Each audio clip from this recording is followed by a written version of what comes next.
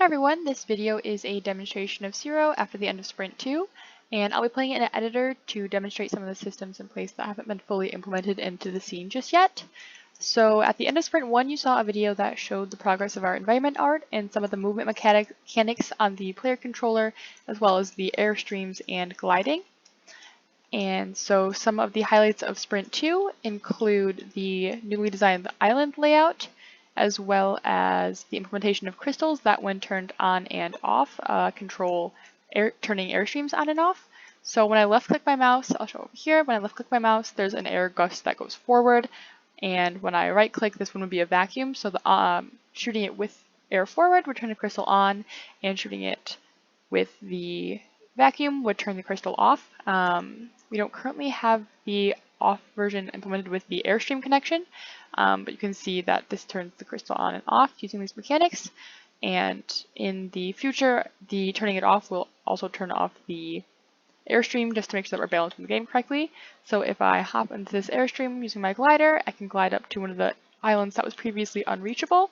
And there isn't currently anything on this island just yet, and there is a little bit of a movement bug if you can see that jittering. That will get fixed.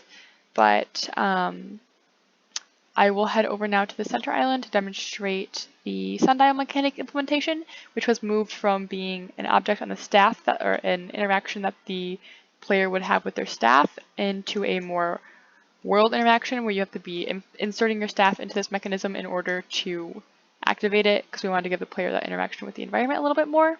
So if you're standing on the sundial facing its taller tower here in the center, you can hit Q and E, which will quickly change the time of day, which would affect airstream strength and in the puzzles surrounding it. We haven't implemented that into Unity at this time, but that will be a goal for Sprint 3.